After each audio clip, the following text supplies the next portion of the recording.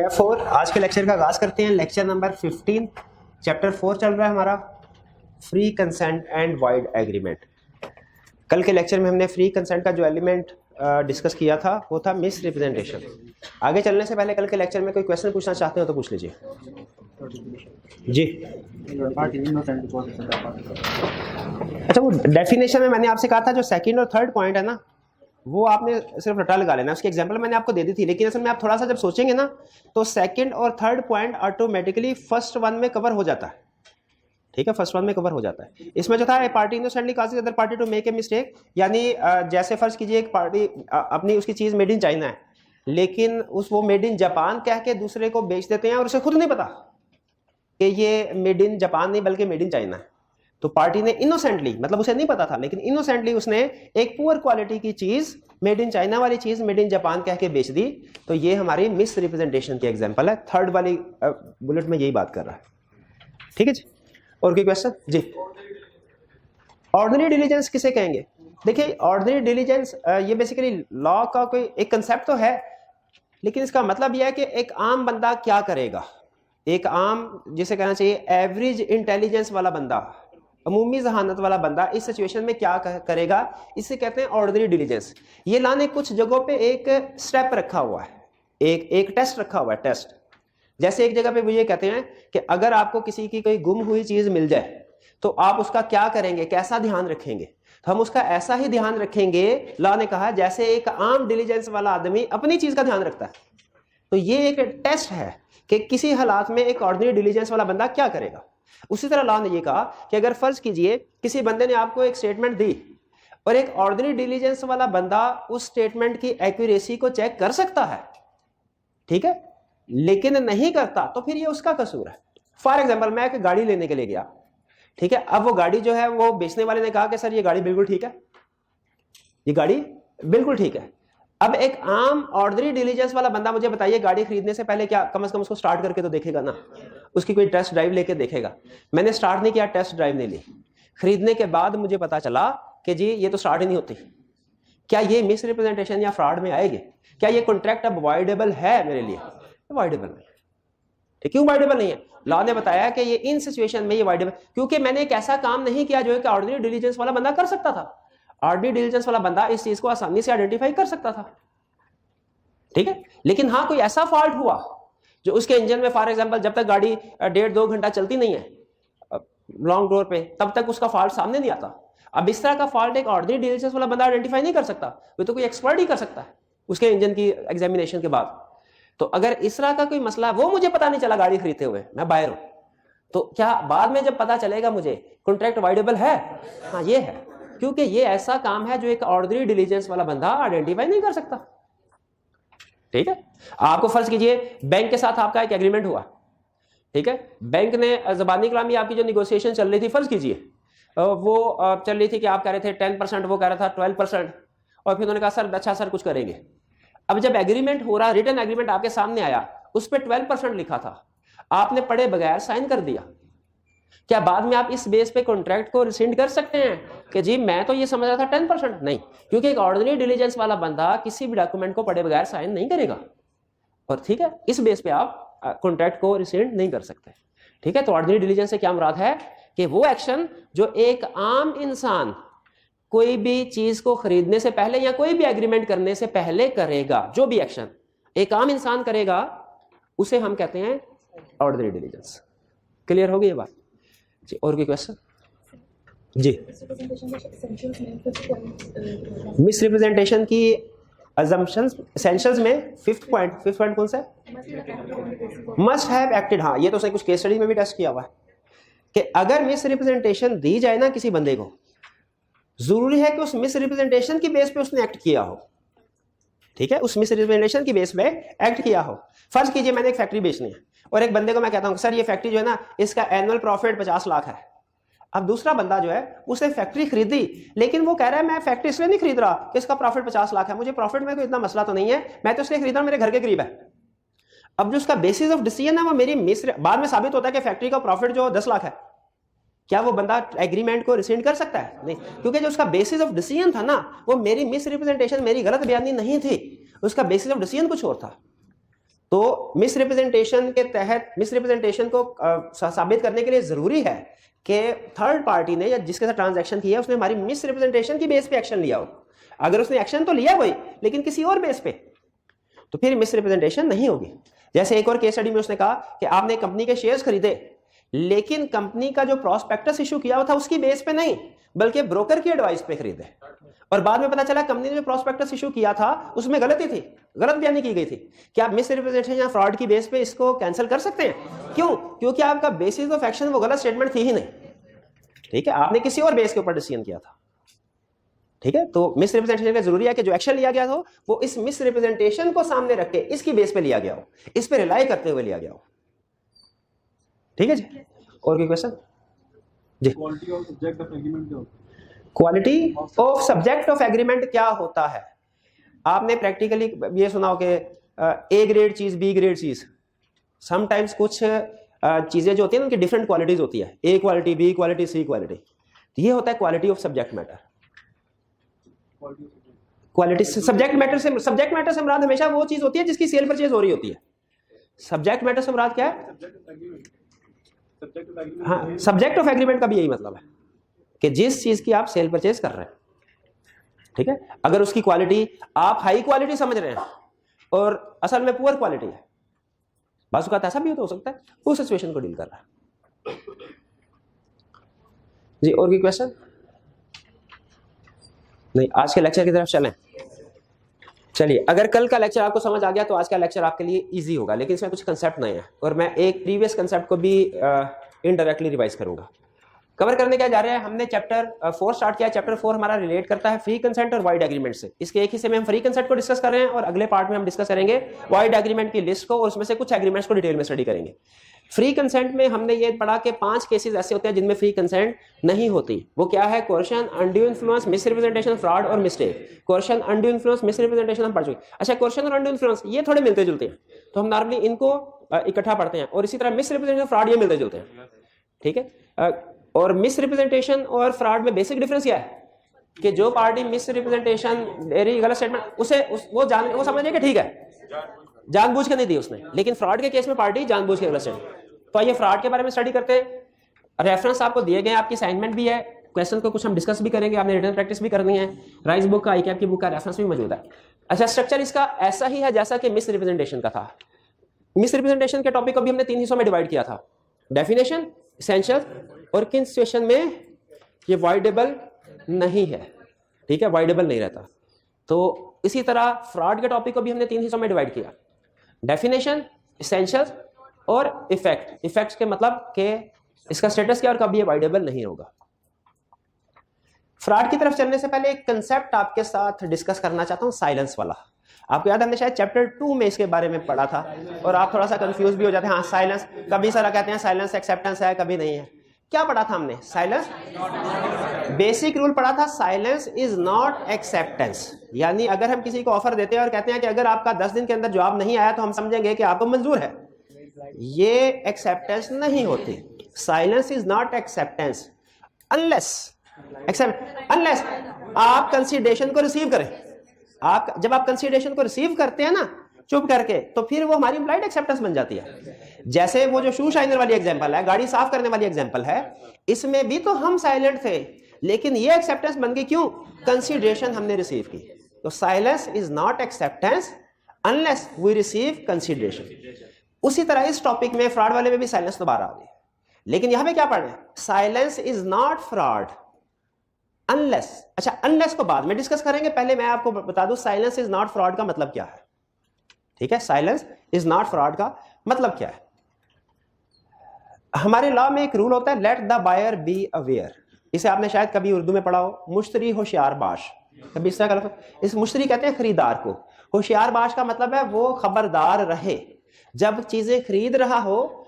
अच्छा, लॉ ने ये बायर की जिम्मेदारी लगाई है। इसमें रूल क्या है? लॉ ने बायर की जिम्मेदारी लगाई है कि चीज खरीदते हुए उसकी अच्छे तरीके से एग्जामिनेशन कर ले कि सही है कि नहीं। सेलर की जिम्मेदारी नहीं है कि वो चीज के बारे में बताए कि इसमें ये डिफेक्ट है या नहीं है। ये थोड़ा सा इस्लामिक प्रिंसिपल्स के अगेंस्ट है, क्योंकि इस्लामिक प्रिंसिपल के मुताबिक तो आपकी प्रोडक्ट में अगर कोई फॉल्ट है आपको बता देना चाहिए, लेकिन लॉ क्या कहता है? कॉन्ट्रैक्ट एक्ट ये कहता है कि अगर किसी चीज की सेल परचेज हो रही है, उसमें कोई खराबी है, तो ये बायर की जिम्मेदारी है उसकी एग्जामिनेशन करे। सेलर की जिम्मेदारी नहीं है कि वो बताए इसमें फॉल्ट है। अगर सेलर कोई चीज बेच रहा है और उसे पता है कि इसमें डिफेक्ट है, उसे पता है इसमें, लेकिन वो नहीं बताता, क्या ये फ्रॉड है? ये फ्रॉड नहीं है, ये फ्रॉड, क्योंकि सेलर की जिम्मेदारी नहीं डिफेक्ट बताना, बायर की जिम्मेदारी है एग्जामिनेशन करना। मैं गाड़ी खरीदने के लिए गया, उसका इंजन खराब था, सेलर ने मुझे नहीं बताया इंजन खराब है, मैंने उसे खरीद लिया, हालांकि सेलर को पता था इसका इंजन खराब है। क्या ये फ्रॉड है? नहीं। साइलेंस इज नॉट फ्रॉड, ये ज़हन में रखिएगा। ये कंसेप्ट समझ आया आपको? बायर की जिम्मेदारी है एग्जामिनेशन करके चेक करे कि चीज ठीक है कि नहीं, सेलर की जिम्मेदारी नहीं डिफेक्ट्स को बताना। Silence is not fraud. अब सुने, unless it is active concealment, it is active concealment. इसके 3 एग्जांपल्स आपके साथ शेयर कर रहा हूं। एक्टिव कंसीलमेंट किसे कहते हैं? ठीक है, मैं फ्रूट्स सेब लेने के लिए गया, मैंने रेडी वाले से कहा सेब रेट तय हो गया, ठीक है।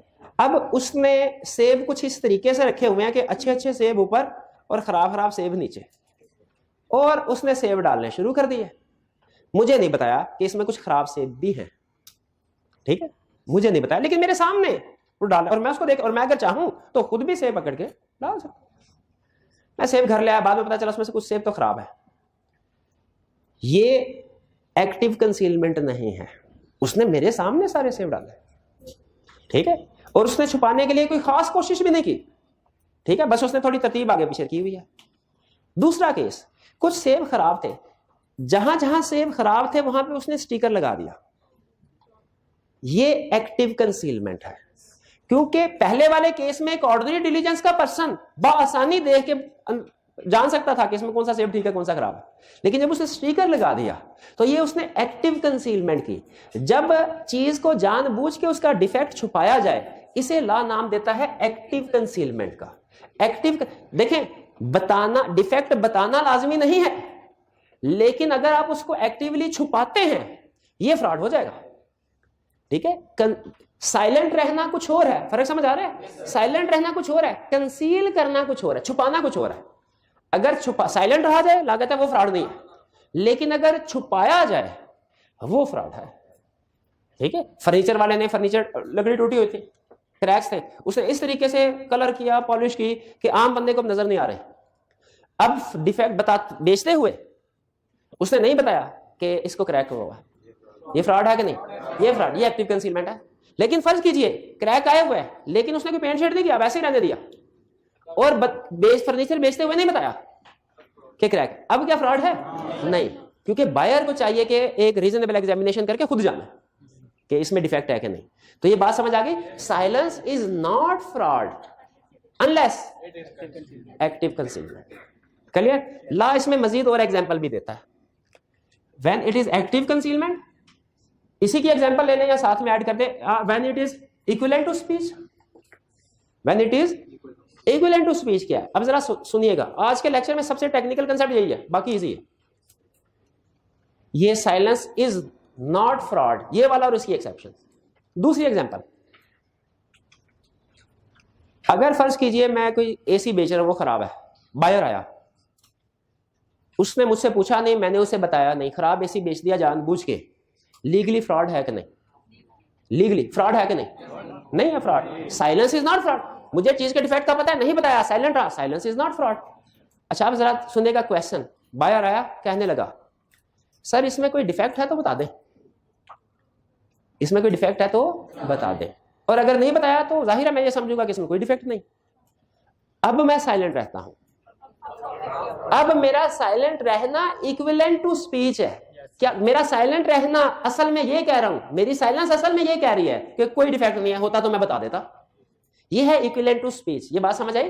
क्वेश्चन की नेचर अगर वो पूछ ले, अगर बायर स्पेसिफिकली पूछ ले सर इसमें कोई डिफेक्ट है तो मुझे बता दे, अब मैं नहीं बताता, ये फ्रॉड, ये इक्विवेलेंट टू स्पीच है और ये फ्रॉड है।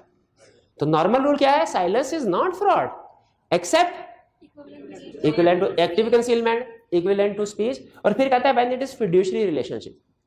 फिड्यूशियरी रिलेशनशिप कहते हैं उस रिलेशनशिप को जिसमें ट्रस्ट का लेवल आम रिलेशनशिप से ज्यादा होता है, हाई होता है, ठीक है। मोस्ट ट्रस्टेबल रिलेशनशिप जो होते हैं दुनिया में उसे कहते हैं फिड्यूशियरी रिलेशनशिप।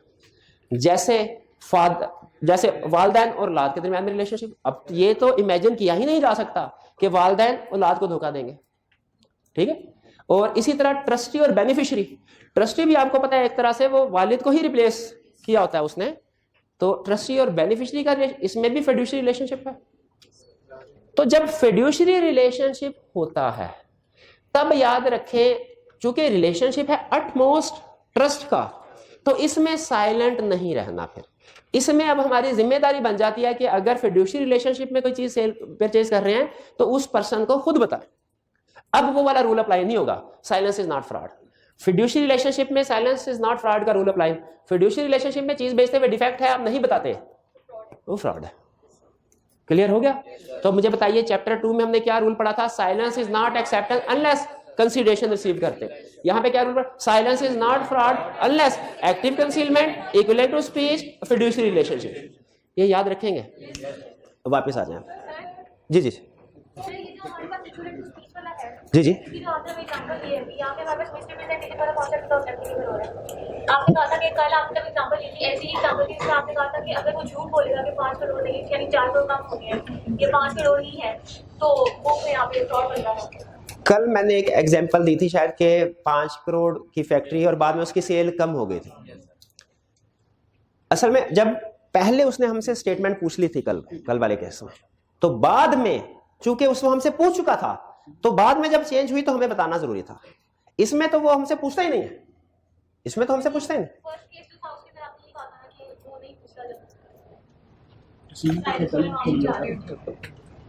नहीं, वो केस क्या था पूरा, जहां तक मुझे याद आ रहा है मैंने ये कहा था कि एक बंदा हमारे पास कल शायद ये डिस्कस हुआ था, फैक्ट्री खरीदने के लिए आया, हमने उसे कहा कि 5 करोड़ की सेल है, ठीक है।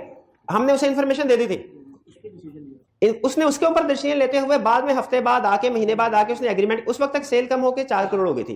तो अब हमारी ड्यूटी बन जाती है इस केस में, हाँ ब्रीच ऑफ, अगर हम नहीं बताएंगे ना, क्योंकि हम ऑलरेडी उसको एक स्टेटमेंट दे चुके हैं। अब वो स्टेटमेंट अगर तो फर्स्ट, अब इसी को चेंज करते हैं थोड़ा सा। एक पर्सन मेरे पास आया और सेल मेरी जो है वो जो अकाउंट्स में नजर आ रही है, अकाउंट्स में नजर आ रही है वो 5 करोड़ है, मुझे पता है कि ये तो 2 करोड़ आ गई अब, लेकिन उसने मेरे से करंट सेल के बारे में पूछा ही नहीं, मैंने बताया ही नहीं और बेच दे। क्या ये फ्रॉड है? ये फ्रॉड नहीं है, ये फ्रॉड नहीं। तो वो अगर इंफॉर्मेशन हमसे पूछे उसमें डिसीजन करा तो फिर एग्रीमेंट से पहले उसमें अगर कोई रिवीजन आती है हमने बतानी होती है, ठीक है। तो ये क्लियर हो गया? फिर से बताइए, क्योंकि अहम कंसेप्ट है इसलिए बार बार पूछ रहा हूं। पहले हमने क्या पढ़ा था? Silence is not acceptance unless you receive consideration. अब पढ़ा silence is not fraud unless active concealment equivalent to speech fiduciary relationship. अब टॉपिक की तरफ चलते हैं हम। Topic easy. जी जी जी।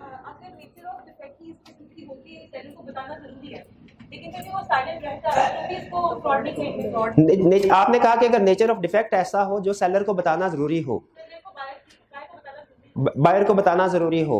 फॉर एग्जाम्पल नहीं लाजमी, कोई किसी भी किस्म का डिफेक्ट हो नहीं लाजमी, नहीं फ्रॉड, बिल्कुल लीगली फ्रॉड नहीं करे। मैं एसी है वो चलता है तो ठंडी हवा ही नहीं गर्म हवा देता है, ठंडी हवा का तो नामो निशान ही नहीं है। अब इससे बड़ा एसी में क्या फ्रॉड होगा? मैं ये चीज भी नहीं बताता और एसी बेच देता हूं, उसने पूछा नहीं मैंने बताया नहीं, लॉ कहता है ये फ्रॉड नहीं है। बायर की जिम्मेदारी, let the buyer be aware का मतलब यही है, बायर की जिम्मेदारी है कि वो अच्छे तरीके से एग्जामिनेशन करे। जी जी नहीं ठीक है, कंसेप्ट ठीक है, एग्जाम्पल में कोई प्रॉब्लम नहीं। जी पूछ। बाइक पे जंग लगा हुआ है और उसको पेंट करके बेच दिया, एक्सीडेंटल है, इस तरीके से कि वो नजर नहीं आ रहा, ये एक्टिव कंसीलमेंट ऑफ एक्ट होगी, एक्टिव कंसीलमेंट ऑफ एक्ट। हाँ जी, और कोई क्वेश्चन? जी जी। फिड्यूशियरी रिलेशनशिप की एग्जांपल्स, 2 एग्जांपल्स आपने ज़हन में रखनी है, एक पेरेंट्स एंड सन और दूसरा trustee and beneficiary. Fiduciary relationship इस सेंस में उसने एग्जांपल दी है कि जब पार्टीज जिनमें सेल परचेज हो रही है इनमें फिड्यूशियरी रिलेशनशिप है ना, एक बाप है एक बेटा, तो इस सिचुएशन में बाप को चाहिए कि बेटे को सारे फैक्ट्स बताए, चाहे वो पूछे चाहे ना पूछे, क्योंकि बेटा जो है वो अटमोस्ट ट्रस्ट की बेस के ऊपर ट्रांजैक्शन कराएगा बेटा, क्योंकि फिड्यूशियरी रिलेशनशिप में नॉर्मली हम ड्यू डिलीजेंस भी नहीं करते, ऑर्डनरी डिलीजेंस भी नहीं करते, ठीक है, कि भाई ने कहा ये 5,000 पकड़ लो, बात कोई बाहर का बंदा होता मैं शायद गिनता, ये ड्यू डिलीजेंस है गिनना 5,000 पूरे हैं कि नहीं। भाई ने कहा ये मैंने गिने 5,000 हैं पूरे रख लो, तो शायद मैं गिने बगैर, ये मेरे इस तरह होता है समटाइम्स। तो जब फिड्यूशियरी रिलेशनशिप होता है पार्टीज में, तो वो नॉर्मली ऑर्डिनरी डिलीजेंस से भी एग्जामिनेशन नहीं करती, इसीलिए शायद लॉ ने कहा है कि फिड्यूशियरी रिलेशनशिप में पार्टीज की जिम्मेदारी है दूसरी पार्टी ना भी पूछे ना, आप फिर भी बताएं कि ये डिफेक्ट है इसमें। नहीं, फिड्यूशियरी रिलेशनशिप में फ्रेंड नहीं, कोई करीबी दोस्त नहीं, किसी किस्म का दोस्त नहीं। टीचर स्टूडेंट मेरा ख्याल आना तो चाहिए, हाँ, क्योंकि मैं चाहे कंसेप्ट सही पढ़ा दूं गलत पढ़ा दूं, आप यही माने बैठे होते हैं सर ने सही पढ़ाया। जी जी मेहरबानी जी। और कोई क्वेश्चन? हाँ बिल्कुल, एसी वाली एग्जांपल में ना उसने पूछा ना हमने बताया, ये फ्रॉड नहीं है, बिल्कुल नहीं, मिसरिप्रेजेंटेशन भी नहीं है, मिसरिप्रेजेंटेशन भी नहीं है। एक मिनट हरे, क्या मैंने कोई रिप्रेजेंटेशन दी? जब रिप्रेजेंटेशन ही नहीं दी तो मिसरिप्रेजेंटेशन का सवाल ही पैदा नहीं होता। नहीं ब्रीच हाँ, ब्रीच ऑफ ड्यूटी के लिए बिल्कुल स्टेटमेंट देना लाज़िम। चलिए आगे चलते हैं हम फ्रॉड की तरफ। पहले डेफिनेशन, फ्रॉड क्या है? कहता है फ्रॉड है when a person gives a statement, कोई बंदा स्टेटमेंट देगा विच इज फॉल्स, जो फॉल्स है, and person knows it to be false, और पर्सन को पता है कि ये गलत है, ये फ्रॉड। क्योंकि कल वाले केस में फर्क क्या था? Person knows it to be true, आज को पता है गलत है फिर भी बता रहा है, तो उसका मतलब फ्रॉड कर रहा है। दूसरी example, active concealment of facts. Facts कोई ऐसे रेलिवेंट फैक्ट्स हैं, ठीक है, जो बताएं तो फर्क पड़ेगा, उसको छुपाया गया, यह है एक्टिव कंसीलमेंट। वैसे मेरे ख्याल में यहां पे एक्टिव कंसीलमेंट ऑफ डिफेक्ट्स हो ना अगर, तो शायद आपको ज्यादा बेहतर तरीके से समझ आ जाए, लेकिन बहरहाल आपको कंसेप्ट इस एक्टिव कंसीलमेंट से समझ आ जाना चाहिए कि अगर किसी किस्म के डिफेक्ट को हम एक्टिव स्टेप्स लेके छुपाएं वो फ्रॉड होगा। अगर डिफेक्ट है छुपाया नहीं, बताया भी नहीं, नो फ्रॉड। डिफेक्ट है एक्टिवली छुपाया स्टेप्स लेके, वो फ्रॉड होगा। एम्प्टी प्रॉमिस, ये क्या? एम्प्टी प्रॉमिस का मतलब है किसी के साथ ट्रांजैक्शन करना, चीज खरीदना, लेकिन पैसे देने का इरादा ना हो, चीज खरीदना लेकिन पैसे देने का इरादा ना हो। वो ये कैसे पता चलेगा अगले बंदे का पैसे देने का इरादा है कि नहीं? नहीं, कंसीडरेशन एग्री की है। फर्ज कीजिए, अच्छा एग्जांपल सुने, मैंने इनसे बाइक ली 20,000 में और चेक दिया 20,000 रुपए का, और मेरे अकाउंट में मुझे पता है 200 रुपया पड़ा है, ये क्या है? Empty promise. अब इससे पता चलता है मेरी इंटेंशन ही नहीं पैसे देने की, ये फ्रॉड है, ये है एम्प्टी प्रॉमिस, यानी इंटेंशन टू पेमेंट ना होना। हाँ जी। फिर any other act declared by law, इसके अलावा भी अगर किसी चीज को कह देगा कि ये फ्रॉड है तो हम कहेंगे फ्रॉड है, बिल्कुल ठीक है, मान लिया फ्रॉड है। कल मैंने आपको बताया था मिसरिप्रेजेंटेशन में 3 पॉइंट्स हैं, पहले वाला है, मैं बाकी 2 मैंने आपसे कहा था रटा लगाए होंगे। आज के लेक्चर में बता रहा हूं कि ये तीनों पॉइंट्स केस स्टडी के पॉइंट ऑफ व्यू से अहम है, ठीक है। डेफिनेशन भी याद करनी है हमने, और कंसेप्चुअली भी केस स्टडी में भी ये सॉल्व होंगे। पहला भी कि उसको पता है फॉल्स है, हाँ, ये वाला जो लफ्ज है ना, ये आपको मिस रिप्रेजेंटेशन और फ्रॉड में डिफरेंशिएशन करवाएगा, ठीक है। और बाकी 2 तो सिंपल फ्रॉड है। इसका मतलब ये है कि इफेक्ट में, मिस रिप्रेजेंटेशन के इफेक्ट में और फ्रॉड के इफेक्ट में कुछ ना कुछ फर्क है, इसीलिए हमारे लिए डिफरेंशिएशन करना जरूरी है। डेफिनेशन क्लियर हो गई? यहां तक कोई कंसेप्ट है, क्वेश्चन है तो पूछ ले। जी मेरे भाई। तो इतनी एग्रेसिव स्टेटमेंट ना दिया करें, ठीक, बाद में कंसल्ट कर लीजिएगा। क्या मसला इसमें डेफिनेशन में?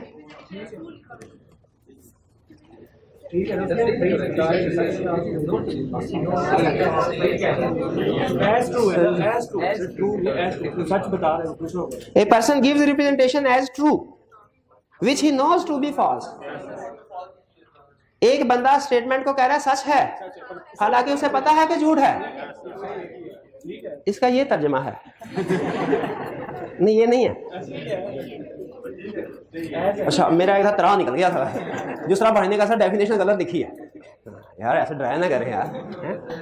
प्रोफेशनली हमने, वैसे बता रहा हूँ, प्रोफेशनली हमने इसको कम्युनिकेट करना ऐसे कहते हैं, सर इसमें मुझे लग रहा है कि कोई टाइपिंग एरर है, ठीक है, ठीक है। चले भाई, ये क्लियर समझ आ रही है ना इसके?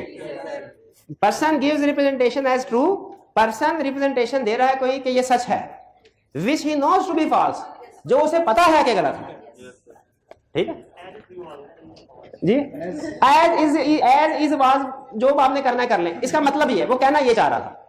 ठीक है, वो कहना यही जा रहा था, लिखा भी यही हुआ है। चल ठीक लिखा हुआ है, चले ठीक जी। वैसे अगर आपके जहन में कोई ऐसी सेंटेंस आए जो इसी मीनिंग को ज्यादा बेहतर तरीके से कम्युनिकेट कर सकता है तो आप मुझे रिकमेंड कर दीजिए क्लास के बाद, मैं उसे देख लूंगा, अगर मुझे अच्छा लगा तो मैं रिप्लेस कर दूंगा, कोई इशू नहीं जी। वो जो एग्रीमेंट होता है उसमें लिख देते कैसे ट्रैक करें कि ऑलरेडी हमें नहीं पता था ना हम वो एग्रीमेंट कैसे पढ़ते हैं, तो वो फ्रॉड है। अगर किसी बंदे के साथ हमने एग्रीमेंट किया, रिटर्न एग्रीमेंट, उसमें उसने लिख दिया कि इस मशीन में डिफेक्ट है, लेकिन हमें ज़बानी कलामी नहीं बताया और हमने भी नहीं पढ़ा, ऑर्डनरी डिलीजेंस वाला रूल, ये फ्रॉड नहीं है, उसने बता दिया, ये मिस रिप्रेजेंटेशन भी नहीं है, उसने बता दिया, ठीक है। अब ये तो हमें पता चलना होना चाहिए ना, हाँ जी। और ये किसी भी कागज के ऊपर साइन करने से पहले ये पढ़ना चाहिए, उसको पढ़ना चाहिए, ये बड़ों ने नसीहतें की है, इनके पीछे कुछ ना कुछ रीजन है, पढ़ना चाहिए जी। और कोई क्वेश्चन? चलिए आगे चलते। एसेंशियल्स तकरीबन वही है जो हमने कल पढ़े थे। पहला एसेंशियल, फ्रॉडुलेंट स्टेटमेंट कौन दे रहा हो? फ्रॉड बाय पार्टी या उसका एजेंट। स्ट्रेंजर ने अगर कोई गलत स्टेटमेंट जानबूझ के दी है, थर्ड पार्टी ने, हाँ जी, वो फ्रॉड नहीं समझा जाएगा। दूसरा, person knows it to be false, ठीक है, जो स्टेटमेंट बंदा दे रहा है उसको पता हो कि मैं गलत स्टेटमेंट दे रहा हूं, ठीक है। अगर अपने ख्याल में वो सही स्टेटमेंट दे रहा है वो मिसरिप्रेजेंटेशन में चली जाएगी। रिलेट्स टू फैक्ट, ये कोई फैक्चुअल स्टेटमेंट होनी चाहिए, ओपिनियन या जजमेंट्स वगैरह वो नहीं होनी चाहिए। अगर किसी ने कोई ओपिनियन दिया मेरे ख्याल में इसकी प्रोडक्शन इतनी है, वो फिर फ्रॉडलेंट स्टेटमेंट, फ्रॉड कंसीडर नहीं होता। ओपिनियन का मतलब यही होता है भाईजान मैं कंफर्म नहीं हूं, आप अपनी तसल्ली कर ले। Acted by other party on the basis of false statement, ये वही कल वाली जो भी स्टार्ट में भी डिस्कशन हुई थी कि जरूरी है हमने जो फ्रॉडलेंट स्टेटमेंट दी हो ना, थर्ड पार्टी ने उस स्टेटमेंट के बेस पे एक्शन लिया हो।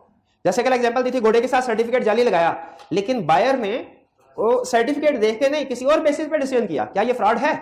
नहीं है। और फिर अच्छा, ये फ्रॉड में अहम पॉइंट है, अदर पार्टी सफर्ड लॉस, कि दूसरी पार्टी को लॉस हुआ हो। अगर हमने फ्रॉड तो किया लेकिन दूसरी पार्टी को फायदा हो गया, फर्ज कीजिए, तो फिर वो हमारे खिलाफ फ्रॉड का केस फाइल करने के लिए जरूरी है कि नुकसान हुआ हो। कंपनी ने प्रॉस्पेक्टस इशू किया, पिछले सालों की जानबूझ के प्रॉफिट को ओवरशूट किया, जो कि गलत था, हमने उसके शेयर खरीद लिए, लेकिन खरीदने के बाद शेयर प्राइस बढ़ गई, क्या हम फ्रॉड का केस कर सकते हैं फाइल? नहीं कर सकते। क्यों? हमें नुकसान ही नहीं हुआ, हमें तो फायदा हो गया। तो इसका मतलब है अब ये फ्रॉड, हालांकि है फ्रॉड, उसने किया हमारे साथ फ्रॉड ही, लेकिन चूंकि हमारा नुकसान नहीं हुआ तो इसीलिए लॉ इस केस को एक्सेप्ट नहीं करेगा। ये है एसेंशियल्स। क्लियर हो गए? कोई problem? Fifth point miss representation, नहीं, इसकी रीजन है क्योंकि बाद में मैंने इफेक्ट में डिफरेंशिएट करना है इसको, ये कि अगर हमें फर्ज कीजिए अगर हमें लॉस हुआ है तो उसका मतलब फ्रॉड है। तो अब दूसरी पार्टी मिस रिप्रेजेंटेशन में तो सिर्फ इतना होता था ना कि हम कॉन्ट्रैक्ट को रिसेंड कर देते थे। फ्रॉड में चूंकि नुकसान भी होता है और अगले बंदे ने जानबूझ के हमारे साथ फ्रॉड किया, तो लॉ कहता है अगला बंदा नुकसान भी भरेगा हमारा। मिस रिप्रेजेंटेशन में नॉर्मली नुकसान, डैमेजेस पे नहीं होते, फ्रॉड के केस में होते हैं। इसलिए ये वाली जो फिफ्थ पॉइंट है ये मिस रिप्रेजेंटेशन में नहीं लिखना, आपने फ्रॉड वाले केस में लिखना, ठीक है जी। एसेंशियल, जहां तक कोई प्रॉब्लम जी? हाँ जी, बिल्कुल बिल्कुल बिल्कुल, मैं उसकी तरफ इफेक्ट्स की तरफ आ रहा हूं, इफेक्ट में उसको डिस्कस करता हूं मैं। यहां तक क्लियर? आगे चलते हैं। इफेक्ट, फ्रॉड, एक ट्रांजैक्शन की, उसमें एसेंशियल्स पूरे हो रहे थे, साबित हो गया फ्रॉड है, हम बायर हैं, हमारे पास क्या ऑप्शंस हैं? पहले ऑप्शन सुन लीजिए। पहली ऑप्शन, कॉन्ट्रैक्ट हमारे लिए एग्रीव्ड पार्टी के लिए वॉइडेबल है। वॉइडेबल का मतलब क्या है? रिसेंड की जा सकता है, हम उसको रिसेंड कर सकते हैं। रिसेंड करने का मतलब क्या है? कैंसल करना। रिसेंड करने का मतलब क्या है? कैंसल करना, ठीक है। अब ये छोटा सा बस वैसे ही मेरे ज़हन में आपके साथ बना रहा हूं। वॉइडेबल कॉन्ट्रैक्ट है, हमारे पास दो ऑप्शंस हैं, या तो उसको कंटिन्यू कर दें या उसको रिसेंड कर दें, ठीक है। जब रिसेंड करेंगे उसके बाद क्या होगा? एक रिस्टोरेशन ऑफ, शाबाश, restoration of benefit. Restoration of benefit का एक लीगल टर्म भी है, रेस्टिट्यूशन। ये कहीं पढ़ी है हमने? शाबाश, ठीक है। Restitution, RESTITUTIO, restitution, restitution, restoration of. लेकिन देखें, रिस्टोरेशन ऑफ बेनिफिट काफी नहीं है, समटाइम पार्टीज का नुकसान भी होता है। रिस्टोरेशन, हाँ, डैमेज। अब गाड़ी का इंजन खराब था, उसकी ब्रेकें फेल हो जाती थी 50 से ऊपर स्पीड जाए तो। अब मैंने 5 लाख दे के गाड़ी ली, हो गया, अब एक्सीडेंट हो गया, ठीक है। अब उसमें फर्ज कीजिए कि जी मेरा कुछ और नुकसान भी हुआ। अब मैं जब उसके पास जाऊंगा तो फ्रॉड का केस करूंगा तो मैं सिर्फ ये कहूंगा भाई ये गाड़ी वापस ले और मुझे मेरे पैसे दे, ये तो होगा ही होगा। रिस्टोरेशन में भाई जो मेरा नुकसान हुआ है मैं से वो नहीं कहूंगा भरो, क्योंकि उसकी वजह से हुआ नुकसान। इसी और फ्रॉड के केस में चूंकि ये ज्यादा स्वेयर केस है रिप्रेजेंटेशन की निस्बत, इसीलिए इसमें लॉ कहता है कि आपका राइट है, आपका जो नुकसान हुआ है आप उसे भरवा सकते हैं। तो मैं जो दूसरा केस फाइल करूंगा या अपने केस के अंदर जो क्लेम करूंगा रिस्टेटेशन ऑफ बेनिफिट के साथ साथ डैमेजेस। डैमेजेस का मतलब क्या होता है? Financial compensation of loss. लेकिन याद रखिएगा डैमेजेस किस चीज का होता है? डैमेजेस होती है कंपनसेशन लॉस की। इसमें मुझे बताना पड़ेगा कितना लॉस हुआ, लॉस और जितना लॉस होगा उतनी कंपनसेशन। मैं ये नहीं कह सकता कि मुझे 10 करोड़ कहा जाना दे, नहीं नहीं। डैमेजेस क्लेम करने के लिए लॉस को प्रूव करना पड़ता है, ठीक है। ये आगे चल के एक चैप्टर में हम पढ़ेंगे। भाई ये क्लियर हो गया? अच्छा, अब इसी तरह चूंकि ये वाइडेबल है, फ्रॉड था, कॉन्ट्रैक्ट वाइडेबल है। अगर हम वाइड करते हैं रिस्टोरेशन ऑफ बेनिफिट्स हो गया, डैमेजेस क्लेम करेंगे। डैमेजेस कब? अगर लॉस हुआ, ठीक है। अच्छा यहां पे बता दूं एक, सम टाइम अगर हम कंटिन्यू करते हैं ना लेकिन लॉस हुआ, अब मैं गाड़ी नहीं बेचना चाह रहा, कंटिन्यू, इसमें भी मेरे पास ऑप्शन है मैं डैमेजेस क्लेम कर सकता हूं।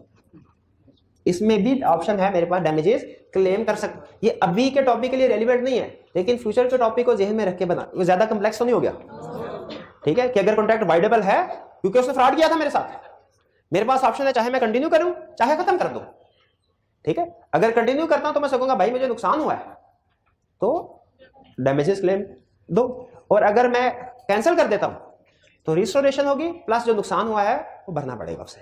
जी जी मतलब उसे पता है कि फिर भी वो कुछ नहीं कहता, तो उसमें तो कोई वो नहीं। अच्छा, ये ना एडवांस कंसेप्ट की तरफ हम चलते जा रहे हैं। मैंने सोच सोच के ये डिसाइड किया कि आपको बता दूं डरते डरते, लेकिन अब आप उससे आगे सोच रहे हैं। हाँ छोड़ दें इसको, हाँ अब यही बेहतर है। ये कंसेप्ट डिस्कस जरूर होगा आगे चल के, ठीक है, डिस्कस जरूर होगा। चलिए अच्छा अभी वापस आ जाते हैं, वाइडेबल और डैमेजेस क्लेम करना है, ये दोनों पॉइंट समझ आ गए। लेकिन कुछ केसेस में ये फ्रॉड होने के बावजूद वाइडेबल नहीं रहेगा। किन केसेस में? Agreed party could have discovered with ordinary diligence. अगर फ्रॉड की नेचर ऐसी थी, आम बंदा आसानी के साथ डिस्कवर कर सकता। Agreed party did not act on the basis of fraudulent statement.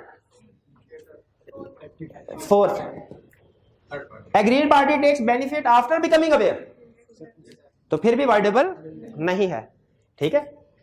जैसे हाँ चलें कर लेते हैं डिस्कस को। ये वाइडेबल कॉन्ट्रैक्ट था, मुझे इसके डिफेक्ट का पता चला, इसकी ब्रेक फेल हो जाती है 50 के ऊपर स्पीड जाए तो, लेकिन गाड़ी फिर भी मुझे पसंद आई। मैंने कहा यार ऐसा करते हैं, रिसेंड नहीं करता इसको, लेकिन क्या ब्रेक को रिपेयर करवाने के लिए जो खर्चा मेरा ऊपर एक्स्ट्रा लगे मैं वो क्लेम कर सकता हूं? बिल्कुल। अच्छा अगर मैं वो क्लेम कर लेता हूं, इसके बाद दोबारा मसला होता है, अब मेरे लिए ये एग्रीमेंट वाइडेबल नहीं रहा। ये क्वेश्चन था ना आपका, अब मेरे लिए एग्रीमेंट वाइडेबल नहीं रहा। क्यों? लॉ ये कहता है अगर आप अवेयर होने के बाद भी बेनिफिट उठाते हैं तो फिर आपके लिए एग्रीमेंट वाइडेबल नहीं रहता। क्लियर होगी ये बात? जी आपका क्वेश्चन नहीं था, हो गया क्लियर? चले आगे चलते हैं। If an innocent third party has acquired some interest, क्या मतलब?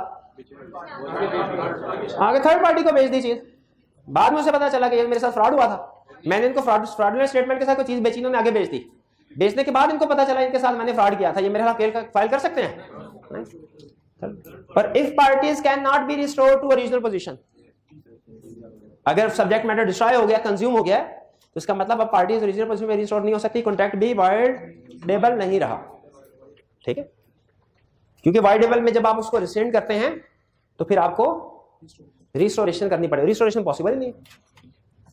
क्लियर? ये सारे पॉइंट वही वाले थे कल वाले, इनमें एक चीज नहीं थी, ये वाली फिफ्थ पॉइंट। कल वाला एक पॉइंट उन्होंने निकाल के फिफ्थ वाला ऐड कर दिया उसमें। पॉइंट कल भी 5 थे, आज भी 5। जी 1 बाय 1। दो पैसे भी नहीं देने उसने, वो भी चीज खराब है। अच्छा, दो लोग एग्रीमेंट करे, एक ने दूसरे बंदे को फाल्टी चीज दे दी, दूसरे ने उसको जाली चेक दे दिया, ठीक है। लॉस एक को ही होगा, किसको? जिसको जाली चेक मिला। तो वो जो उसकी चीज की जेन्युइन वैल्यू थी उसके मुताबिक केस फाइल कर सकता है। मैंने मेड इन जापान क्या किया, आपको मेड इन चाइना चीज भेज दी, आपने मुझे 0 बैंक बैलेंस के साथ 10 लाख का चेक दे दिया, ठीक है, मैं आपके खिलाफ केस फाइल कर सकता हूं, लेकिन किस रिकवर कर रहे, डैमेजेस में क्या क्लेम करूंगा मैं? वो चाइना की प्राइस, ठीक है, केस में। क्लियर हो गया? चलें आज के फिर पास्ट पेपर के क्वेश्चन की तरफ चलें और आईकैप के कुछ एग्जांपल की तरफ चलें। कोई क्वेश्चन कंसेप्ट में से कोई क्वेश्चन तो नहीं है? चलिए, अगर आप क्वेश्चन को आंसर कर देते हैं इसका मतलब है आप आईकैप के लेवल की प्रिपरेशन कंसेप्ट आप समझ चुके हैं। जी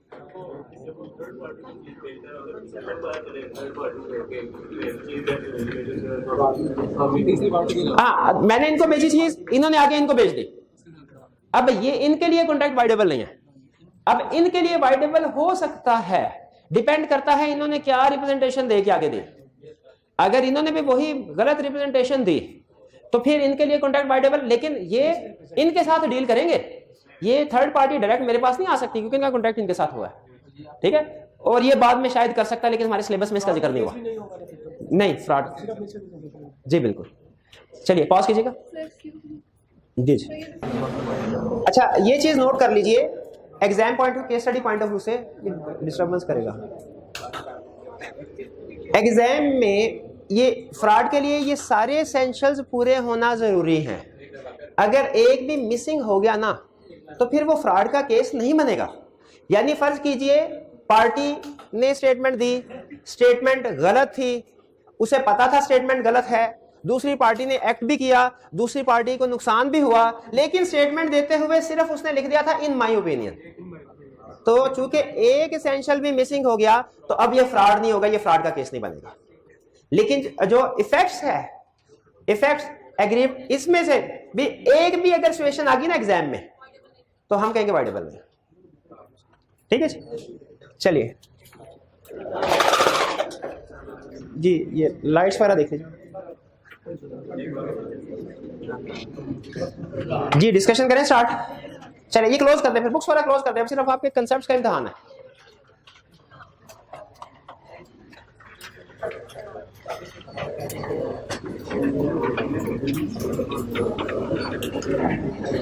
जी पहले रिप्रोडक्शन का question, under the provision of contract act 87 describe the term fraud. बताइए फ्रॉड में क्या क्या चाहिए? पर्सन ने स्टेटमेंट दी, उसे पता था फॉल्स है, फॉल्स। दूसरा पॉइंट क्या था? Active concealment of fact. तीसरा एम्प्टी प्रॉमिस, और fourth fitted, any act fitted are declared to be fraud. Correct जी। अब ये कुछ केसेस आ गए हैं छोटे छोटे, वन बाय वन डिस्कस करें। Briefly discuss whether following agreements are caused by fraud. A, Azam sells to Babar locally manufactured goods representing them to be imported goods charging a higher price. Fraud. B, Zia, a furniture dealer, conceals the cracks in furniture sold by him by using some packing material and polishing it in such a way that the buyer, even after reasonable examination, cannot trace the defect. Active concealment of fact है, fraud है, शाबाश। C, buying goods under a contract of sale with an intention of not paying the price. Empty promise, ये भी fraud. अच्छा, कैसे पता चलता है इंटेंशन थी कि नहीं थी? उसके दिमाग में घुस के थोड़ी देखते हैं हम, कैसे पता? हाँ, क्वेश्चन में। और नॉर्मली अगर आपने पैसे नहीं है लेकिन चेक दे दिया, ठीक है, बैंक अकाउंट में पैसे नहीं लेकिन चेक दे दिया, तो ये फ्रॉड समझा जाता है। इसका मतलब आपकी इंटेंशन नहीं पेमेंट करने की। सी, बाइंग गुड, अच्छा ये हो गया। D, a company issued a prospectus containing a statement that company paid dividend between 2001 and 7, implying that company has been profitable. In fact, the company suffered loss in these years and paid dividend out of reserve. असल में company को loss हुआ था लेकिन company ने represent किया कि ये प्रॉफिट है। बताइए फ्रॉड है कि नहीं? बिल्कुल ये फ्रॉड है, फ्रॉड, ठीक है। अच्छा, हम सिर्फ इन इफेक्ट्स के ऊपर जो उसने क्वेश्चन में दिया डिसीजन करेंगे। आगे जाहिर अंडरस्टूड है कि किसी दूसरी पार्टी ने इस स्टेटमेंट की बेस के ऊपर शेयर्स खरीदे भी हों, उसको लॉस भी हुआ हो वगैरह, लेकिन चूंकि बाकी चीजों के बारे में वो हमें क्वेश्चन में इंफॉर्मेशन नहीं दे रहा, हम भी उनके ऊपर कमेंट नहीं करेंगे। गिवन जितनी भी इंफॉर्मेशन दी है उसके मुताबिक ये फ्रॉड बनता है। Next, Amir sold his house to Basit for rupees 10 million. The house was mortgaged with Salman for rupees 10 million. Amir did not inform Basit about it although it was his legal obligation to do so. अच्छा, ये उसने अच्छी case study practically बनाई है। जब हम practically किसी के साथ एग्रीमेंट करें ना प्रॉपर्टी की सेल परचेज का, जो डॉक्यूमेंट बनता है उसमें ये लिखा होता है कि सेलर की जिम्मेदारी है अगर इस प्रॉपर्टी को मॉर्गेज गिरवी वगैरह रखवा के लोन लिया गया है, सेलर की जिम्मेदारियां बताए, और अगर वो नहीं बताता है तो इसका मतलब है वो फ्री ऑफ चार्ज है। अच्छा, अब एग्रीमेंट हुआ, सेलर असल में वो मॉर्गेज करवाया हुआ था, लेकिन सेलर ने नहीं बताया मॉर्गेज करवाया हुआ है, और उसने कहा कि ये तो सर फ्री ऑफ चार्ज है, कोई किसी किस्म का मॉर्गेज नहीं है। अब बताइए फ्रॉड है कि नहीं? बिल्कुल फ्रॉड है। ठीक है, इक्विवेलेंट टू स्पीच, शाबाश। ठीक है, ये फ्रॉड है। इस केस में बायर के पास क्या ऑप्शन है? कॉन्ट्रैक्ट को रिसेंड भी कर सकता है, रिसेंड कर और डैमेजेस भी क्लेम कर सकता है, क्योंकि जाहिर है जो उसने 10 महीने उसको दिया, महीने 2 महीने 3 महीने जितनी भी उसकी पेमेंट डिले हुई है, उसका इक्विवेलेंट इंटरेस्ट जो है वो उसे क्लेम कर सकता है। नहीं, ये देखिए, ये कह रहा है लीगल ऑब्लिगेशन, उसकी लीगल ऑब्लिगेशन थी। ठीक है, उसकी लीगल ऑब्लिगेशन थी कि वो बताता, उसने नहीं बताया, तो इसका मतलब यही समझा जाएगा ना कि वो उसका फ्री ऑफ एनी मॉर्गेज। अगर हाँ पूछा नहीं, लेकिन उसकी लीगल रिस्पॉन्सिबिलिटी थी, लीगल ऑब्लिगेशन थी उसकी कि वो खुद से बताए। ठीक है, प्रॉपर्टी के एग्रीमेंट्स में लीगल ऑब्लिगेशन। अब मेरी अगर लीगल ऑब्लिगेशन है, एक चीज मैंने आपको बतानी है, ठीक है, वो आपने नहीं पूछा, तो क्या मैं अब आप आए, अब आप थोड़ी मुझे ये बताते हैं कि सर ये कंसेप्ट समझाइए, ये कंसेप्ट समझाइए, ये कंसेप्ट समझाइए, आप तो नहीं मुझे कहते ना, ये तो मैं आपका सिलेबस देख के आपको कंसेप्ट सिखा रहा होता हूं, ये मेरी ऑब्लिगेशन है। आप अगर मेरे से नहीं भी पूछते कि सर आपने सारे कंसेप्ट समझा दिए, लेकिन उसके बावजूद मेरी जिम्मेदारी है सारे कंसेप्ट समझाओ। ठीक है, और अगर मैंने सिलेबस कंप्लीट नहीं करवाया, आपने पूछा भी नहीं, मैंने सिलेबस कंप्लीट, क्या मेरी जिम्मेदारी नहीं है? जिम्मेदारी है ये। ठीक है, इसीलिए जब लीगल ऑब्लिगेशन है किसी की कि वो बताए और नहीं बताता, ये फिड्यूशियरी रिलेशनशिप में भी तो यही कंसेप्ट था कि उस बंदे की लीगल रिस्पॉन्सिबिलिटी थी, दूसरी पार्टी ना भी पूछे तो वो बताए। Next, Kamran bought a car from Habib for ₹1.2 million. Habib made an unwarranted statement believing it to be true regarding model of car. The model of car could have been discovered by ordinary diligence. No, हाँ? क्या contract agreement voidable है? नहीं है। क्यों? Ordinary diligence से discover हो सकता था। जी, Amir sells by auction to Bano a horse which Amir knows to be unsound. उसे पता पागल है घोड़ा। Amir says nothing to Bano about the horse unsoundness. कितने स्टूडेंट्स का ख्याल है ये फ्रॉड है? कितनों का ख्याल है फ्रॉड नहीं है? नहीं, सर्टिफिकेट कुछ नहीं बताया बॉस ने, इसका मतलब है वो इन्वॉल्वमेंट नहीं है उसकी, सर्टिफिकेट नहीं है कोई। जी, ये फ्रॉड नहीं है, फ्रॉड नहीं है। हाँ जी, क्योंकि silence is not fraud. Let the buyer be aware. Buyer की जिम्मेदारी है कि वो उसकी चेकिंग करे। जी, तो उसको बताना चाहिए ना। नहीं, हॉर्स अनसाउंड उसको नहीं, लाजमी नहीं है। अगर हॉर्स आपकी जो चीज बेचे उसमें कोई भी डिफेक्ट है, सेलर की जिम्मेदारी नहीं है डिफेक्ट बताए। हाँ, ऑर्डिनरी डिलीजेंस से डिस्कवर कर सकता था। ऑर्डिनरी डिलीजेंस, वो घोड़े की सवारी, मैंने तो उसे पता नहीं है, मुझे घोड़े की सवारी करे मेरा पता चल जाता है। वो एक दो दुलतियां हमारे पता चल जाता है, इसका दिमाग ठीक नहीं है। तो ये याद रखे, फिर बता रहा हूं, सेलर के लिए अपनी गुड का डिफेक्ट बताना लाजमी नहीं है। ये बायर की जिम्मेदारी है कि वो इंस्पेक्शन करे, रीजनेबल इंस्पेक्शन। लेकिन इसकी 3 एक्सेप्शन भी ध्यान में रखिएगा: active concealment, equivalent to speech और फिड्यूशियरी रिलेशनशिप। आगे चलते हैं। H Amir sells by auction to Bano a horse which Amir knows to be unsound. Amir says nothing to Bano about the horse unsoundness. तो ये तो हुआ, यहां तक तो फ्रॉड। अगर कह रहे Bano is Amir's daughter and has just come of age, इसमें फिड्यूशियरी रिलेशन, इसमें डिफेक्ट बताना लाजमी था और नहीं बताया तो ये फ्रॉड है। शाबाश। आई तो बानो के पास क्या ऑप्शंस हैं? एक कॉन्ट्रैक्ट वाइडेबल और दूसरा डैमेजेस भी क्लेम कर सकते हैं। I Amir sells by auction to Bano, कितनी दफा बेचेगा ये, फिर भी भैया। अच्छा, Amir sells by auction to Bano a horse which Amir knows to be unsound. Bano says to Amir, if you do not deny it I shall assume that the horse is sound. Amir says nothing. ये है। अच्छा, इसमें देखिए रिलेशनशिप नहीं है दोनों पार्टीज का, फिर भी फ्रॉड है। क्यों? Equivalent to speech. शाबाश। उसने पूछा था, हाँ जी बिल्कुल, के बताओ। इसमें उसका साइलेंट रहना मतलब वो ये कह रहा है कि नहीं। जे Abid knows that his watch is made in Pakistan but tells Babar that it has been made in Japan. Babar buys the watch for a large sum. कितने साउंड का ख्याल है फ्रॉड है? कितनों का ख्याल है? नहीं है। आबिद ने कहा, आबिद को पता है कि गाड़ी मेड इन पाकिस्तान है और वो क्या बता रहा है कि मेड इन जापान है, तो ये झूठ स्टेटमेंट दे रहा है, ये फ्रॉड है। अगर सुन लें फर्क, अगर दूसरा कौन बंदा, अगर बाबर खुद से समझ रहा होता ना ये मेड इन जापान है और आबिद ना बताता, साइलेंट रहता, फिर फ्रॉड नहीं होता। यहां पे आबिद उसे बता रहा है, आबिद क्या टेल्स, हाँ झूठ बोल रहा, तो झूठ बोल रहा तो फ्रॉड है। साइलेंट रहना और चीज है, झूठ बोलना और चीज है। हाँ, अगर टेल्स की जगह होता but Babar thinks that, Babar थी, उसने एक दो केस स्टडी में यूज भी किया हुआ, thinks that it is made in Japan, फिर फ्रॉड नहीं होता। फिर यानी अगर सेलर ने स्टेटमेंट दे दी ना और वो गलत है, फिर या तो मिस रिप्रेजेंटेशन का केस लगेगा या फ्रॉड का, कंफर्म है। लेकिन अगर सेलर ने स्टेटमेंट नहीं दी, बायर अब खुद से जो मर्जी अज्यूम करके कर ले, सेलर की जिम्मेदारी नहीं है। वो एक केस स्टडी ऐसी भी है, वो एक कबाड़िया था, उसकी दुकान पे कोई पुरानी चीजें रखी हुई थी, बंदा गुजरा, उसने कहा ये तो वो अकबर आजम के दरबार के पता नहीं क्या बुद्ध बड़ा हुआ है इधर उस जमाने का, तो ये तो बड़ा कीमती है, नादर नायाब चीज है, ये तो करोड़ों की है, कितने की देते हो? उसने कहा जी 10 लाख की ले लें। वो ले गया, बाद में पता चला वो तो जेन्युइन थी नहीं। लेकिन क्या ये एग्रीमेंट वैलिड है?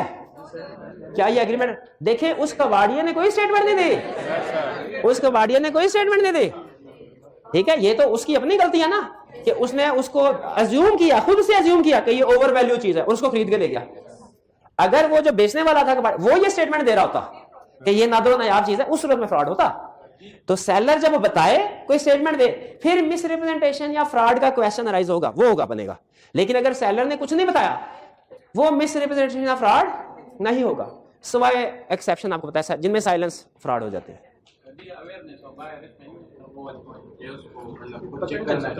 हाँ, तो उसे खुद बिल्कुल इसमें वो भी let the buyer be aware, वही पॉइंट आएगा कि उसे खुद तसल्ली कर लेनी चाहिए खरीदने से पहले। नहीं, एक्टिव का उसने कुछ भी नहीं कहा। हाँ जी, आगे चलते हैं। Next, briefly discuss weather agreed party can rescind the contract in following cases. Abid knows that his watch is made in Pakistan but tells Babar that it has been made in Japan. Babar, अब देखें, उसने बता दिया उसको, Babar pays amount for the watch and Abid delivers it next day. On delivery, Babar discovered the fraud committed by Abid. अब देखें, आबिद ने खुद स्टेटमेंट दी है कि ये मेड इन जापान है, तो ये फ्रॉड है। ये एग्रीमेंट, अब उसने रिक्वायरमेंट थोड़ी बदल दी है, पहले था बताए फ्रॉड है कि नहीं, अब वो बता रहा है बताइए कि एक पार्टी कॉन्ट्रैक्ट को rescind कर सकती है कि नहीं, कर सकती है, और उल्टा डैमेजेस भी क्लेम कर सकती है। B, Burhan Limited bought majority shares of Hussain Limited in order to gain control over new technological research being undertaken by Hussain Limited and also hired a consultant who gave report on financial performance of Hussain Limited. ठीक है, company खरीदने से पहले consultant को engage करके कहते हैं क्या रिपोर्ट बनाए, but this report was not considered while making decision to buy shares. ये अहम चीज है। Later Burhan Limited discovered that report on financial performance contained some errors not intentionally by the consultant.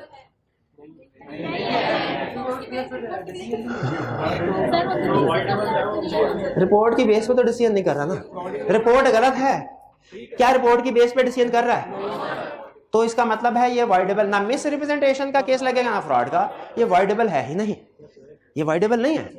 अगर वो रिपोर्ट की base पे decision कर रहा होता ना, फिर सवाल पैदा होता। वो क्या था वो पॉइंट, वो आपने जो पूछा था, must have acted on the basis of representation, must have acted on the basis, तो ये has not acted on the basis of wrong statement। नहीं है, किसी और वजह से नहीं कर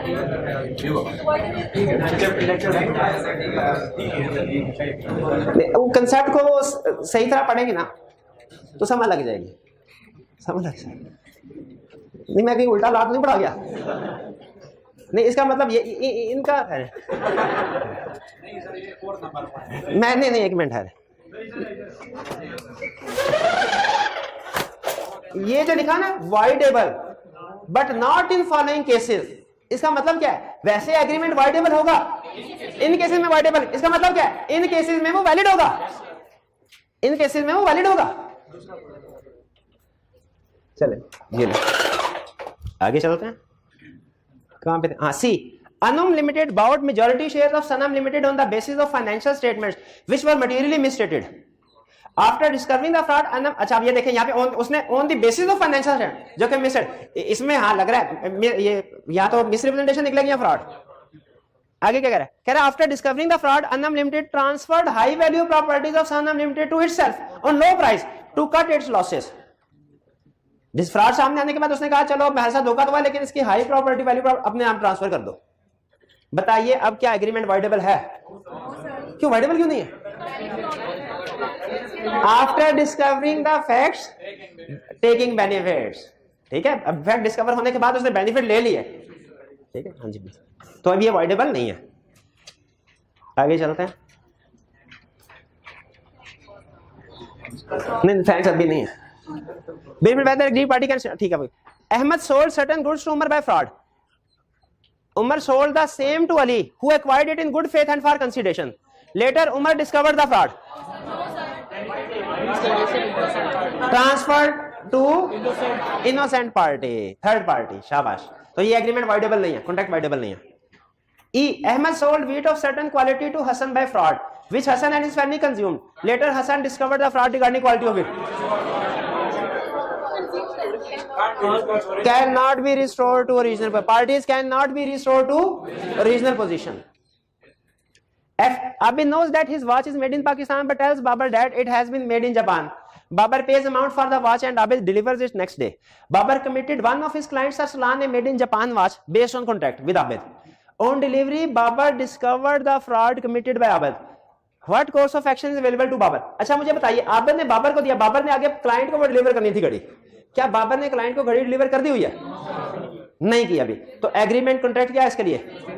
वाइडेबल, रिसेंड कर सकता है, voidable at the option of damage. अच्छा मुझे बताएं, इसने जो अगले कस्टमर के साथ एग्रीमेंट किया होगा, अब वो एग्रीमेंट टूट गया, अब उस एग्रीमेंट टूटने पे इसको कोई नुकसान हुआ होगा? अच्छा वो नुकसान क्या हो सकता है? एडवांस में बता रहा हूं थोड़ा। हो सकता है वो नुकसान ये हो कि इसे कुछ हर्जाना अदा करना पड़ा हो उस क्लाइंट के साथ से कमिटमेंट किए थे। हो सकता है वो नुकसान ये हो कि इसे मार्केट से हाई प्राइस पे इक्विवेलेंट घड़ी खरीद के उसे डिलीवर करना पड़ी हो, ठीक है। तो कोई भी सूरत हो, अगर इसे नुकसान हुआ है तो वो डैमेजेस भी क्लेम कर सकता है, ठीक है। ये केस स्टडी अच्छी एग्जांपल है आपको वाइडेबल और डैमेजेस दोनों का कंसर्न बिल्ड करने के लिए कि क्यों लाने का फ्रॉड के केस में डैमेजेस भी होंगे। आगे चलते हैं, 5 से पहले क्वेश्चन या बाय मुगल एंड, आज कोई नई चीज नहीं पढ़ी आपने, इधर थकने की जरूरत नहीं है, वो सारी कल वाली चीजें थी, 2 कंसेप्ट सिर्फ नहीं पढ़े आपने। Mughal and Daud are trading in rice. Daud entered into a contract with Mughal for the purchase of 50 tons of rice. Daud had private information of change in price which would have affected Mughal's willingness to enter into the contract, ठीक है। दाऊद ने खरीदने थे rice, Dawood के पास private information थी कि शायद price बढ़ने वाली है, उसने कहा अभी सस्ते दामों खरीद लो, बाद में प्राइस बढ़ेगी बेचेंगे। When Mughal through his own resources came to know about the prices, he accused Daud of fraud and repudiated मतलब cancelled and repudiated the contract। जब उसे पता चला कि वाकई प्राइसेस बढ़ने वाले, उसने कहा ये तो बंदे ने मेरे साथ फ्रॉड के साथ एग्रीमेंट कर लिया। बताइए under the explain whether Mughal is justified in repudiating the contract। क्यों, क्या दाऊद को बता नहीं चलना चाहिए था कि यार प्राइसेस बढ़ने वाली है, मैं इसलिए खरीद रहा हूं? नहीं, silence is not fraud, silence is not fraud, ठीक है। अभी तक हमने जितनी एग्जांपल्स पढ़ी उनमें बायर साइलेंट रहता था, नहीं उसमें सॉरी सेलर साइलेंट रहता था, इसमें बायर साइलेंट है। तो कंसेप्ट तो दोनों सूरतों में अप्लाई होगा कि अगर कोई भी पार्टी कॉन्ट्रैक्ट करते हुए साइलेंट रहती है, फैक्ट्स नहीं बताती, तो इससे कॉन्ट्रैक्ट की वैलिडिटी पे फर्क नहीं पड़ेगा जी। नहीं एक्शन एग्रीमेंट हो गया, चीजें कि अभी चाहे डिलीवर नहीं की, एग्रीमेंट हो गया ना, अब एग्रीमेंट को कैंसिल नहीं किया जा सकता, उसे चीजों को डिलीवर करना पड़ेगा। मुगल को चीजें डिलीवर करनी पड़ेगी दाऊद को।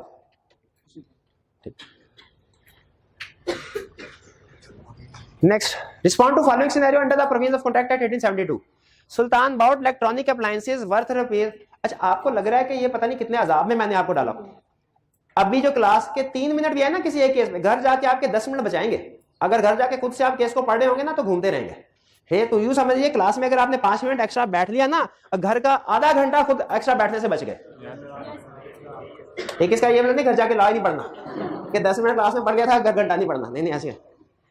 Sultan bought electronic appliances worth rupees 700,000 from Zamir on 30 days credit. At the time of purchase, Sultan knew that he was in insolvent circumstances. उसे पता था, पैसा पूछा, उसके पास कोई नहीं है। Discuss the validity of contract, contract valid है? एम्प्टी फ्रॉम, शाबाश, इसी पे पहुंचाना चाह रहा था। Empty from is fraud, agreement voidable at the option of aggrieved party Zamir. ठीक है भाई, चलिए आज का लेक्चर यहाँ खत्म करते हैं। अल्लाह हाफिज।